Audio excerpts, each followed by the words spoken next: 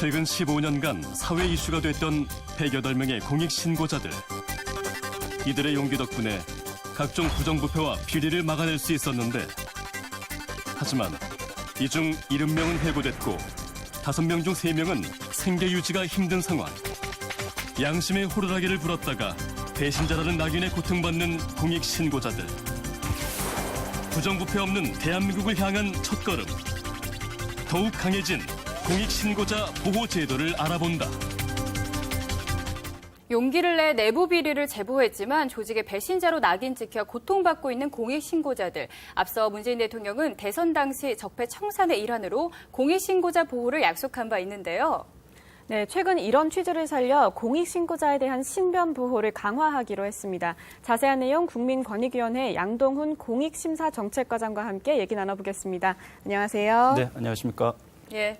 공익신고 사실 좀 생소한 감이 있는데요. 네. 우선 잘 모르시는 분들을 위해서 이 개념 정의부터 설명해 주시죠. 예, 권익위원회에서는 지난 2011년도부터 그 공익을 침해하는 행위를 신고한 자를 보호하고 공익 침해를 예방하기 위해서 공익신고자 보호제도를 운영하고 있습니다. 예. 그 공익신고는 우선 그 국민의 건강이라든가 안전, 환경, 소비자 이익 그리고 공정한 경쟁이라는 5개 분야의 공익을 침해하는 행위에 대한 신고를 말하는데요. 자신이 피해를 입은 경우는 물론이고 누구든지 이러한 공익 침해 행위를 발견하면 신고를 할 수 있습니다. 예, 네. 알겠습니다. 공익신고자들이 용기를 내준 덕분에 각종 부정부패를 적발할 수 있었던 걸 텐데요. 예, 그렇죠. 최근 공익신고 접수 현황과 유형 어떻게 파악되고 있습니까? 예, 공익신고자 보호법이 시행된 2011년 9월부터 그 작년 말까지 총 2만 2천여 건의 공익신고가 권익위원회에 접수되었습니다. 예. 그 연도별로 말씀을 드리면요. 2011년 이후 그 신고 건수가 지속적으로 증가를 하고 특히 2014년도에는 1만여 건, 9천여 건 이상이 접수가 되고 2015년도에는 한 6천여 건이 또 접수가 됐습니다. 그러다가 그 작년 2016년 1월부터 내부 신고자에게만 이제 보상금을 지급하는 거로 법률이 개정됐습니다. 예. 이 이유로 인해서인지 영향으로 작년에는 2,600여 건으로 좀 감소를 했습니다. 그리고 또 이제 종류가 있죠. 어떤 네네. 분야에서 이제 신고가 되는 건지 설명해 주시죠. 예, 아까 말씀드린 그 5개 분야별로 말씀을 드리면요. 예. 건강 분야가 아무래도 관심이 많아서 절반에 가까운 만여 건으로 접수가 되었고요. 그리고 안전이 한 3,400여 건, 그다음에 예. 환경, 소비자 이익, 그리고 공정한 경쟁 순으로 나타났습니다. 생각보다 다양한 분야에서 접수가 되는데요. 그럼 어떤 경우에 이 공익 침해 행위로 신고가 되는 건지 어떤 사례가 있었을까요? 네, 그 공익 침해 행위를 좀 더 구체적으로 말씀을 드리면요. 아까 말씀드린 그 5개 분야의 공익, 즉 국민의 건강과 안전, 환경 등의 요 5개 공익과 관련된 279개 법률, 즉 식품위생법과 의료법 등 279개 법률을 공익신고자 보호법에서 규정을 하고 있습니다. 그래서 이러한 법률에 위반하여 벌칙이라든가 행정처분의 대상이 되는 행위가 공익 침해 행위가 되는데요. 예. 저희 위원회에 접수된 그 공익침해 행위를 몇 가지 말씀드리면은 우선 그 의료법을 위반해가지고 의사와 제약회사가 그 리베이트를 주고받은 그러한 사건이 신고가 되어가지고 관련자 한 300여 명이 재판에 회부된 사례가 있었고요. 예. 그리고 그 안전 관련해서는 또 송전탑의 기초 일부에 대해서 콘크리트를 사용하지 않고 이제 잡석을 사용했다라는 신고가 예. 있어가지고 위험하잖아요. 예. 그래서 예. 이게 이제 신고를 조사해 보니까 사실로 밝혀져가지고 송전탑 기초 부위가 재시공되었던 사례가 또 있습니다. 다행이네요. 예. 그리고 최근에 작년 사건으로는 그러니까 과자나 맥주 등의 주 원료로 사용되는 그 밀가루를 불량하게 보관을 하고 이 또 부패한 밀가루를 사용했다라는 신고가 있어가지고 이게 조사가 된 사례가 있습니다. 이 조사가 안 되면 정말 큰일 날 뻔한 사례들이네요. 그렇죠. 예. 네, 그렇습니다. 네, 그렇게 먹을 걸로 장난을 치는 일은 정말 그러니까요. 없어야 될 예. 텐데요. 이렇게 대부분의 공익신고자들이 양심을 걸고 내부 비리를 제보했지만 사회로부터 보호를 받기는커녕 오히려 어려움을 겪는 경우가 많다고 합니다. 네. 어떤 어려움이 있을까요? 예, 말씀하신 것처럼 그 공익신고자들 특히 그 조직 내에서 공익신고를 한 내부 신고자 같은 경우는 그 신분이 노출될 경우에는 많은 그 불이익이나 보복을 받을 우려가 있는 게 사실입니다. 이러한 그 불이익 조치를 받았다고 우리 위원회에 접수된 사례를 말씀드리면요.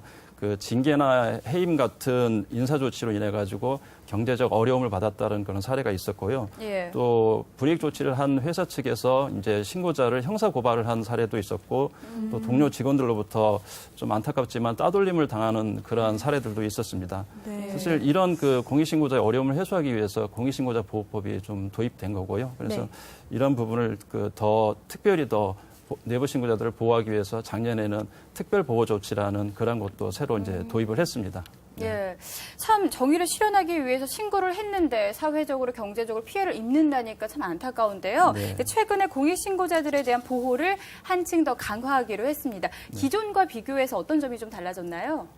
예, 크게는 한 두 가지 정도를 말씀드릴 수 있는데요. 일단은 우선은 신고 대상 법률을 좀 크게 확대할 계획입니다. 예. 그 공익신고자 보호법이 제정됐던 2016년도 처음에는요 180개 법률로 이제 한정이 돼 있었습니다. 그런데 여기에 대해서 여러 가지 문제점이 있다 해가지고 이거를 작년에 279개 법률로 크게 확대를 했습니다. 여기에는 그 아동복지법이나 학교급식법, 위험물 안전법 관리법 같은 국민의 안전이나 그 사회적 약자 보호와 밀접하게 관련이 있는 법률이 좀 포함되어 있었습니다. 하지만 이렇게 법률이 확대됨에도 불구하고 네. 공익신고자가 있고 이런 신고자에 대한 보호 필요성이 있는 부분이 여전히 이제 나타나고 있습니다. 그래서 이러한 부분들을 공익신고 대상에 포함시키기 위해서 좀 그 법률을 좀 개정을 해가지고 신고자 보호의 범위 자체를 좀 넓힐 생각입니다. 그리고 또 한 가지 말씀드리면요. 그 현재 그 신고자 비밀 보호 문제가 제일 큰 그 우선적으로 지켜져야 될 일인데 이거에 대해서 익명성 문제도 있고 해가지고 사실은 우리 위원회에서는 기명 신고를 원칙으로 하고 있으면서도 그 네. 보호 그 변호사의 조력을 받아가지고 신고를 할 수 있는 그러한 방법을 좀 도입할 생각이고요. 또 신고자의 그 형사적인 문제 책임을 좀 감면해주기 위한 방안들을 좀 검토 중에 있습니다. 네. 그렇군요. 알겠습니다. 말씀해주신 것처럼 제보자들의 신분 보호가 가장 큰 문제가 아닐까 싶은데요. 제보자의 익명성을 보장하기 위해서는 어떤 대책들이 마련돼 있을까요? 앞에 말씀드린 것처럼 그 우리 위원회 공익신고는 이제 기명 신고를 원칙으로 하고 있으면서도요. 그 신고자의 그 익명성을 보장해주기 위한 노력을 하고 있는데요.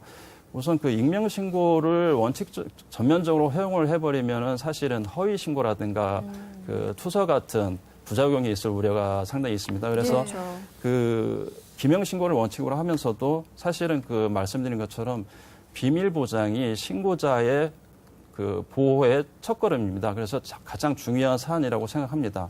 따라서 위원회는 그 공익신고자의 이름 등 인적사항을 밝히는 기명신고를 원칙으로 하면서도 이 사건 조사 과정에서 신고자가 그 신분을 공개하는 것을 원치 않을 경우에는 그 조사기관이나 그 수사기관으로 넘길 때 신고자가 누구인지 유추할 수 있는 사항들을 다 삭제하고 보내고 있습니다. 그래서 신고자의 익명이 좀 보장될 수 있도록 하고 있고요.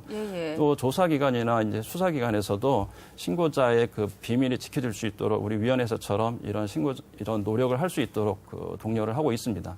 이 비밀성은 비밀 보장은 반드시 지켜야 될 그 원칙인 것 같습니다. 네, 그렇습니다. 그런데 공익신고자 중에서 당사자가 개입된 사건 사고가 있잖아요. 네, 그렇습니다. 그럴 경우에는 좀 그 분들을 위해서 자진 신고하는 분들을 위해서 제도적인 보완 장치가 있어야 할 것 같은데 어떻게 보십니까? 네, 사실 그 내부 신고자 특히 그 자신이 이제 개입된 사건을 자진해서 신고하는 분들이 많은데요. 이런 경우에는 사실 증거 자료라든가 확보가 용이하기 때문에 공익침해 행위로 인정될 가능성이 굉장히 높습니다. 하지만 반대편으로 보면 또 공익신고자 자신도 또 처벌될 가능성이 높아지게 됩니다. 그래서 이런 부분에 대해서는 신고자의 특별한 노력과 용기가 필요한데요. 이렇게 이제 용기 있는 신고를 잠시 말씀 중에 양해 부탁드립니다. 예. 지금 국정기획자문위원회 브리핑이 있습니다. 그럼 브리핑 현장 직접 보시겠습니다.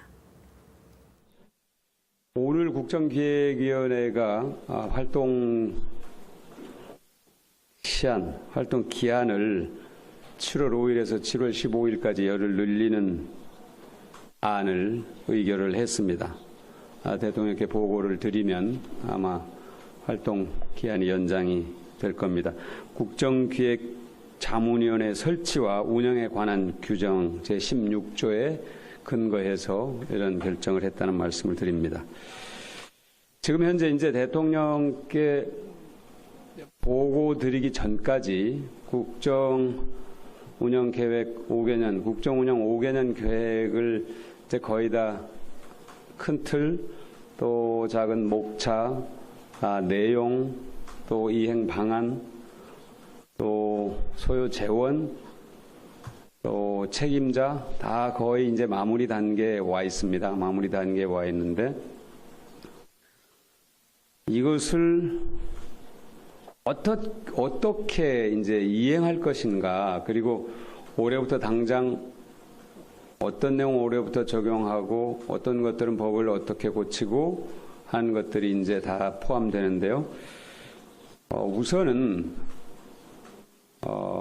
청와대 안에 이 이행 실천, 그러니까 국정운영 5개년 계획을 이행하는 것을 계속 점검하고 독려하는 그런 아주 단위의 어떤 조그만, 규모는 정확치 않습니다만 그런 단위를 두려고 합니다.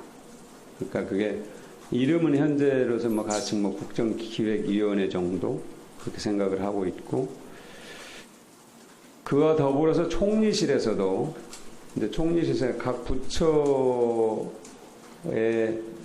이행 정도를 정기적으로 점검을 하고 또 보고를 받고 또 확인을 하고 하는 그런, 그러니까 이중에 이행 실태를 점검하는 장치를 마련한다는 점을 말씀드립니다. 그러니까 이렇게 계획을 세워놓고 계획을 참으로 많은 사람들이, 그러니까 전문가들이 처음에 당에서 이 공약을 다듬었던 그런 우리 당의 전문위원들, 각 부처의 정말 이행 계획에 관한 그 노하우를 제대로 알고 있는 담당 공무원들, 그리고 이것이 국가적으로 어떤 영향을 미칠 것인가에 대해서 식견을 갖고 있는 전문가들이 함께 모여서 이 국정기획자문위원회에서 이행 방안을 마련했는데, 그 방안을 마련하는 것으로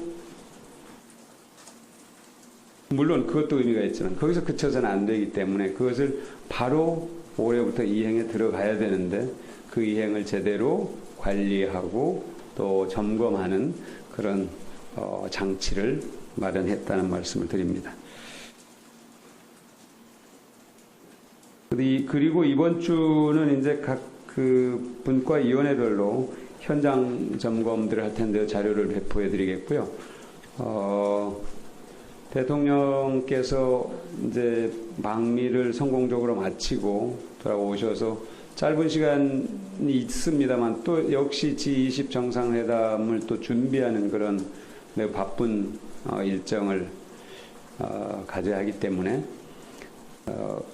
아까 김진표 위원장께서도 말씀하셨습니다만 G20 정상회의에 마치고 돌아오신 뒤에 아마 보고가 이루어질 것이고, 그리고 국민들께도 대통령께서 이 모든 것을 확실하게 다 파악하신 다음에 국민들께 보고하는 그런 자리를 갖게 되지 않을까 싶습니다. 이상입니다.